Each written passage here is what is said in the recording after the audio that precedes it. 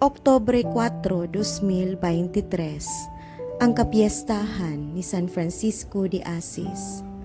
Pagbasa gikan sa Santos nga Ebanghelyo sumala ni Lucas.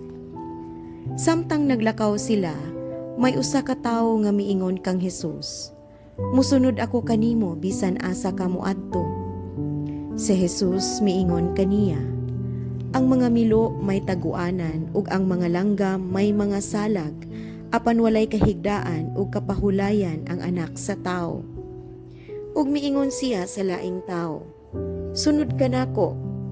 Apan miingon ang tao, "Sir, muuli una ako aron paglubong sa akong amahan." Si Jesus mitubag, "Pasagdi ang mga patay nga maglubong sa ilang mga minatay, apan ikaw lakaw ug iwali ang gingharian sa Dios." May lahing tao usab miingon, "Musunod ako kanimo, Sir, apan tuguti una ako pagpauli aron pagpanamilit sa akong banay." Si Jesus miingon kaniya, "Kinsa gani kadtong musugod pagdaro ug unya magpunay glingi, dili angay sa gingharian sa Dios." Ang Ebanghelyo sa Ginoo. Daygon ko ikaw, O Kristo.